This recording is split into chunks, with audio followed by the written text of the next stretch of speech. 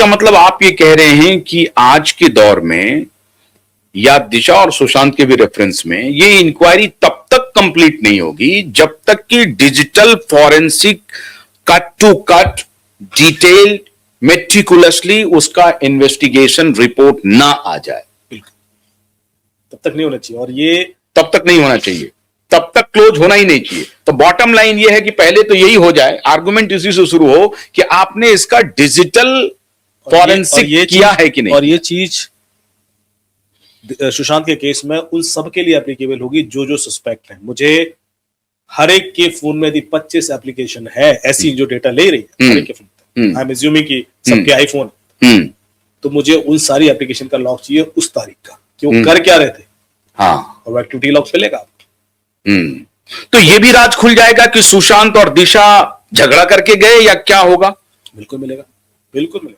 उस फोन के या कोई भी डिजिटल एलेक्सा से या किसी चीज से मिल जाएगा। हो सकता है कि दिशा है, सुशांत ने स्मार्ट वॉच पहन रखी हो सकता है, हो सकता है ना। अब स्मार्ट वॉच आप जब पहनते हैं, हाँ, तो आपका हार्ट रेट कैप्चर होता है। हाँ, होता है। यदि आप गुस्से में है तो हार्ट रेट बढ़ेगा, और वो आपकी लोकेशन भी मॉनिटर करती है, वो आपका ऑल्टीट्यूड भी मॉनिटर करती है। हाँ, बिल्कुल, कि आप बिल्डिंग से उतरे, गए, ऊपर गए, लिफ्ट से गए, सब पता होता है। तो आपका सिर्फ मुझे यदि फिटबिट या जो भी स्मार्ट वॉच उसने पहन रखी उसका डेटा मिल गया, हाँ, एप्पल वॉच का, हाँ, तो खेल को बहुत सारा खुल जाएगा। तो ये सारे वो लोग हैं जो गैजेट फैजेट वाले लोग हैं। हाँ, आप थोड़ा सा घुसो तो अंदर बहुत कुछ मिल जाएगा इसमें। आपको सिर्फ ये देखना है कि कौन कौन इस धुरी में एक साथ। और अगर मान लीजिए सुशांत और रिया ने नहीं पहना है तो कोई उसका हेल्पर पहना होगा स्मार्ट वॉच, क्योंकि आजकल तो स्मार्ट वॉच का चलन है साहब। तो पहनते हैं, इसलिए कहता हूं कि उनके साथ कौन था, ड्राइवर था, ये था, वो था, उसका मूवमेंट देख लो आप उसका ड्राइवर का मूवमेंट और आपका मूवमेंट एक जैसी होना चाहिए ना। तो ये बहुत सारी जो वेरिएशंस ऑफ गूगल ईयरबड्स लगाते हैं, इस सब से भी मिल सकता है क्या डाटा? ईयरबड इससे भी, इसका भी लॉग होता है, ईयरबड्स का भी हो सकता है। आपको पता है कि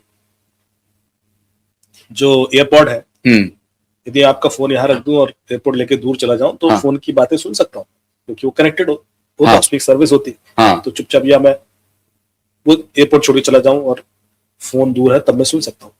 तो लोग इस चीज को इस्तेमाल करते हैं सर्वेलेंस के लिए भी। अच्छा, पर इसका भी क्रिएट लॉग बनता है कि ये कब कब कनेक्टेड था। इसके लॉग अवेलेबल होते हैं। iCloud पे इसके लॉग अवेलेबल हैं, तो वो भी डिटेक्ट हो जाएंगे। वो भी डिटेक्ट हो।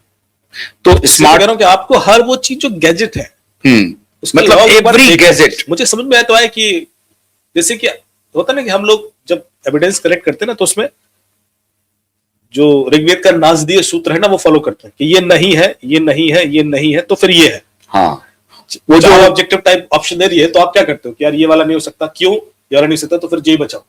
और जो स्मार्ट ग्लास है, जो चश्मा है, वो भी हो सकता है। बहुत सारी चीजें, वही तो मैं कह रहा हूँ कि ये तो बंदा बड़ा गैजेट फ्रीक था, तो इसमें तो बहुत कुछ ऐसा एविडेंस, क्योंकि वो ये बोल रहा है दिशा की मृत्यु के बाद सुशांत ये कह रहा है कि वो लोग मुझे नहीं छोड़ेंगे। अब वो कह रहे हैं कि जल्दी से जल्दी, उसने कहा कि सारे डेटा को डिलीट करो, ये सब बातें आ रही हैं। तो वो, इसका मतलब है कि वो बहुत सारी चीजों को अप्लाई कर रहा होगा, तो वो जो डेटा डिलीट हो रहा होगा तो वो हड़बड़ाहट में कहा होगा ऐसा। और अभी दिशा के फादर ने कहा है कि मेरी बेटी ने बहुत काम अधूरा छोड़ के मेरी बेटी गई है, मुझे मुझसे पूरा करना है। तो मैंने उनसे जानने की कोशिश की कि क्या वो अधूरा काम था। बोला कि बॉलीवुड की जितनी गंदगी थी, ये ड्रग का रैकेट कहां चल रहा है, ये जो ह्यूमन ट्रैफिकिंग, चाइल्ड ट्रैफिकिंग, बहुत पोर्नोग्राफी सबका था, उसकी जानकारी थी मेरी बेटी को। तो हो सकता है कि दिशा के फोन्स में वो सारी चीज हो। या देखिए, मैं हमेशा एक लाइन बोलता हूँ सर कि यदि आपको किसी के बारे में जानना है तो उसके फोन का डेटा मत देखो, उसका डिलीटेड डेटा देखो। अच्छा, उसकी कुंडली खुल के सामने आ जाती है। जब भी मेरे पास कोई सस्पेक्ट आता है, सबसे पहला काम होता है मेरा डिलीटेड डेटा रिकवर करना। उसके बाद जो सच्चाई खुलती है, वो जो दिख रही होती है सच्चाई, उससे अपोजिट होती है। बहुत सारी चीजें से मिल जाती हैं जो, तो आप वो तो स्टेप लोग जानबूझ के अवॉइड करवा देते हैं ना इन्वेस्टिगेशन में। क्योंकि उससे तो एंगल बहुत सारे खुल जाएंगे। बिल्कुल। आप जिस एंगल पे इन्वेस्टिगेशन कर रहे हो, आप चाहते हो कि उसी एंगल पे सिर्फ इन्वेस्टिगेशन हो और कंक्लूजन वैसा हो जैसा आप चाह रहे हो, तो फिर वो दूसरे एंगल आप कभी नहीं चाहोगे। तो इसका मतलब है कि जब रिया चक्रवर्ती के फोन, मामूली फोन, अभी रिया चक्रवर्ती के स्मार्ट वॉच ईयरबड इस सबको छोड़ देते हैं, सिर्फ फोन को अगर लेते हैं, जैसे ये पकड़ा गया कि दूसरा फोन से उनका वो चैट निकला था, तो उसके डिलीटेड डेटा को इवेल्युएट किया है कि नहीं किया है? डिलीट सारे डिवाइसेस आप कॉन्फिस्केट करा लो एक कॉल पे, और एक एविडेंस से दूसरे एविडेंस के लिए आपको पावर मिलती है। जब आपको एक पावर मिल जाए, मान लो मुझे इतना मिल गया कि जो आप बाप बेटे बोल रहे हो, हाँ, उसमें बेटा उस दौरान वहां था, इतना मिल गया, हाँ, you have enough power to get his phone, you have enough power to even get the details of his applications, जो भी लॉग वो की मैं बात कर, क्योंकि आपकी लोकेशन है, ये मुझे पावर देती है। अब उस समय वहां क्या कर रहे थे मैं जानूंगा ना अंदर से। अच्छा, हाँ, हाँ, पहला एविडेंस तो भाई कंफर्म कर देगा, और वो एविडेंस निकालना और भी आसान है, जो मैंने आपको बोला, वो तो गूगल भी दे देगा, या आपका टावर डंप से निकला है। तो नारायण राणे कह रहे हैं कि उनका मोबाइल टावर लोकेशन पता कर लो। तो अगर मोबाइल टावर लोकेशन में ये कंफर्म हो गया कि आदित्य ठाकरे उस समय वहां पर थे, तो फिर आदित्य ठाकरे के फोन को आप कह रहे हैं कि आपको कब्जा करने का पूरा अधिकार है। न सिर्फ फोन को, उसके इन्वेस्टिगेटिंग एजेंसी को, उसके जो एप्लीकेशन के लॉग है उसको भी मांग सकते हैं। क्या उसी पर अरेस्ट किया जा सकता है? फोन कॉन्फिस्केट करने की जरूरत ही नहीं है। यदि फोन मिल जाता है बहुत अच्छी बात है, अब तक तो हमने गायब कर दिया होगा, हाँ, अब तक तो फोन मिलेगा ही नहीं, हाँ, लेकिन यदि नहीं भी मिलता फोन, तो भी आप एप्लीकेशन से लॉग निकाल सकते हो। वो लॉग कहीं नहीं जाते, फोन आप बदल लें तब भी वो लॉग मिलेगा। अब चूंकि हमने आप बता दिया, तो एक तैयारी शुरू कर देंगे कि वो भी कैसे उड़ाया जाए, हाँ, लेकिन इतना आसान नहीं है। इतना आसान नहीं है। अगर मान लीजिए कि उसने, आदित्य ठाकरे ने पुराने फोन को कहीं फेंक दिया, डिस्ट्रॉय कर दिया, तब कैसे निकलेगा? वो तो लॉक तो क्लाउड पे है ना, वही तो मैं कह रहा हूँ कि आपके फोन में थोड़ा था। तो इसका मतलब चेंज कर लें, फॉर्मेट कर लें, फोन से डिपेंडेंसी नहीं है। फोन यदि मिल जाए तो आसान है, फोन यदि मिल जाए तो बहुत आसान। रादर इतने पोजीशन पे रहने वाले लोग अपने फोन को बेचते तो है नहीं, बिल्कुल नहीं बेचते, सेकंड हैंड मार्केट में बेचते, हाँ, नहीं, बिल्कुल नहीं बेच सकते, हाँ, डिस्ट्रॉय ही कर सकते हैं, वो प्रिजर्व रखते हैं कई बार, तो हाँ, उसके डेटा को लेकर के। हाँ, यदि मैं उनसे मांगता हूँ कि सर आपका पुराना फोन दे दीजिए, और उनका ये जवाब आता है, अरे नहीं नहीं यार वो तो चोरी हो गया या वो तो टूट गया, हाँ तो टूटा दे दो, नहीं वो तो फिर फेंक दिया, that itself gives a doubt कि यार कुछ तो गड़बड़ा। यदि और वो दे देते हैं, तो दो ही चांसेस हैं, या तो वो क्लीन निकलेंगे या उन पर कोई भी अपना फोन इतनी आसानी से नहीं देगा।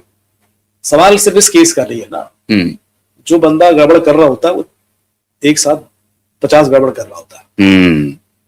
उसको कोई एक बंदे का, उसके लिए तो इतना छोटा सा मामला होता है ना ये, इसीलिए तो ओवर कॉन्फिडेंट होता है कि वो प्लानिंग करके तो किया नहीं होता है। बिल्कुल, वो कोई इसको मर्डर करने के लिए मर्डर नहीं किया था, जैसे दिशा के संग जो हुआ, हो सकता है वो सिचुएशनल हो, लेकिन ऐसे 4 चीजें और फंसी होंगी उनके फोन में, इसलिए वो कभी नहीं मिलेगा। इसलिए वो सारी ताकत लगा देंगे कि आप, एक केस हुआ सर, एक बंदे का इंडिया के टॉप 10 रिचेस्ट लोगों में से है, टॉप 10-20 में, उन्होंने मुझे कॉल किया कि उनका 188 करोड़ निकल गया जर्मनी के अकाउंट से। तो मैंने कहा ठीक है सर, आप, बोले क्या हुआ? बोले हमारे सीईओ का ईमेल आईडी हैक हुआ था, उसकी ईमेल से ईमेल जाती थी बैंक को, बैंक ट्रांसफर कर देता था। तो मैंने कहा ठीक है, आप सीईओ का लैपटॉप भिजवा दीजिए। बोले वो तो हमने फॉरवर्ड कर दिया। बोले क्यों? बोले सर बहुत सारी चीजें थी, कल के दिन पुलिस जांच के लिए मांगती तो हमारे तो फंस जाते, काले चीज खुल जाते। तो मैंने कहा कि वो फोन दे दो सीईओ का। बोले नहीं वो तो हम दे नहीं सकते। क्यों? बोले वो आज GDPR है, वो पर्सनल डेटा प्रोटेक्शन है, वो तो हम डिवाइस। तो मैंने कहा आप चाह क्या, हवा में ढूंढ दूं क्या? सिचुएशन एग्जैक्टली यही होता है, हाँ, हर बार आप जब चाहते हो तो आपकी प्रेशर ये होता है कि भाई ये तो मैं दूंगा नहीं, ये तो आपको मिलेगा नहीं, अब आप कर लो। तो अभी जैसे मान लीजिए कि अभी जो सरकारी वकील हैं, जो पुलिस फंस चुकी है, FIR करना नहीं चाहती है, तो सरकारी वकील कह रही है कि CCTV फुटेज को हमने फॉरेंसिक के लिए भेजा है, उसके लिए हमको समय दे दीजिए। तो भाई जज साहब तो सीधे कहेंगे अरे भाई CCTV तो छोड़ो, अभी IPDR में दिखाओ हमको, अभी और दिखाओ, कॉल डिटेल। CCTV में क्या फॉरेंसिक करनी है? कुछ नहीं करनी है, टाइम बाइंग है। CCTV में कुछ अब जो है दिख रहा है, हाँ उसमें फोरेंसिक मतलब ऐसा तो है नहीं कुछ एक्स्ट्रा निकल आएगा। हाँ बिल्कुल, लैब में डाल के, मैंने ये कि उसको टैंपर किया गया या नहीं किया गया, ये तो जांच बता देगा, तो 2 मिनट का काम है। तो लेकिन आप 6 महीने, ये तो बहुत, चलो CCTV है, बहुत सारे केसेस इंडिया में पड़े हैं जहां पर बहुत सारे नेताओं की ऑडियो रिकॉर्डिंग्स हैं, और 6-6 महीने से फॉरेंसिक लैब पता नहीं कर पाई कि ये नेताजी बोल रहे हैं कोई और बोल रहा है। ऐसा क्यों? These techniques are delayed techniques. Delete, हाँ लैब को भेज दो, हाँ। अब 6 महीने तो केस डिले हो गया, वहां से रिपोर्ट आएगी नहीं, आगे केस तारीख में क्या कर लोगे आप? हाँ। Delayed technique. तो मैं सीधे मुंबई हाई कोर्ट के जो जस्टिस हैं, जस्टिस गडकरी जी और जस्टिस भोसले साहब, वो मेरे शो को वो देखते भी हैं, तो उनके लिए मैं दिखा रहा हूं कि ये जो डिलेइंग टैक्टिक्स है मुंबई पुलिस की, खासतौर से मलबानी पुलिस की, और जो पब्लिक प्रोसिक्यूटर जो कह रही है वो खुद जानती हैं कि क्या मामला है। तो ये डिलेइंग टैक्टिक्स मेरे ख्याल से 20 जनवरी को शायद उनकी चलेगी नहीं। अमित जी कह रहे हैं कि इसका कोई रोल ही नहीं है, क्योंकि इसके अलावा सीसीटीवी फुटेज के अलावा वो जो जिन चीजों पर उनको फोकस करना चाहिए उस पर वो कर ही नहीं रहे हैं। और अभी एक टाइमलाइन के संग चीजें होनी चाहिए कि आप उनको एक डेडलाइन दें कि इस तारीख तक ये जांच के पॉइंट्स हैं और उसके डायरेक्शन पर आप डीप इन्वेस्टिगेशन कीजिए और रिपोर्ट टाइमली कंक्लूड कीजिए, क्योंकि जितना आप डिले करते हो ना, that all goes in favour of peoples. Criminal सिर्फ इस चीज के लिए भी पैसा देता है कि डिले करा और क्या डिले कराते रहो। उसकी अभी तो ये हो रहा था कि 15 जनवरी को म्युनिसिपल कॉर्पोरेशन का चुनाव है, 15 जनवरी को, तो अभी कहा जा रहा है कि ये चुनाव भर के निपटा दो। ऐसा होता है, बिल्कुल होता है। चुनाव तक बहुत सारी ऐसी, तो ये प्रेशर सबके ऊपर होगा, इसलिए टाइमलाइन देना बहुत जरूरी है। तो आप तो ये बिल्कुल खोल के रख दिए हैं इस पूरे केस को कि एक तो 16 पॉइंटर जो है अभी भी आपका एग्जिस्ट कर रहा है। 16 पॉइंटर पे आपका हंच कह रहा है कि सीबीआई ने इन्वेस्टिगेशन नहीं किया होगा, कुछ किया होगा हो सकता है, लेकिन मैक्सिमम पे नहीं किया होगा। तो 13 जनवरी का केस, 20 जनवरी का है दिशा का, 13 जनवरी का केस है सुशांत का। तो उसके लिए एक बहुत इंपॉर्टेंट पॉइंटर है कि जो आपके हैं, और मैं आग्रह करूंगा विकास जी से भी और सीबीआई पटना कोर्ट से भी कि आप चाहें तो अमित जी को दे सकते हैं, ये अपने तरफ से आपको सेवा दे सकते हैं, जो 16 पॉइंटर्स हैं, और अमित जी का ट्रैक रिकॉर्ड बताने की जरूरत नहीं है। तो एक तो बहुत बहुत शुक्रिया अमित जी, आपने विस्तार से बताया। और मैं अपने दर्शकों को बताऊं कि आने वाले दिनों में अमित जी क्यूवाइब पे हो सकता है कि एक्सक्लूसिव शो भी लेकर के आए, तो उसका भी इंतजार कीजिए अगर वक्त इनको परमिट करता है। तो बहुत बहुत शुक्रिया क्यूवाइब स्टूडियो आने के लिए। Thank you so much. Thank you. Pleasure talking to you. Thank you. Thank you to your audience.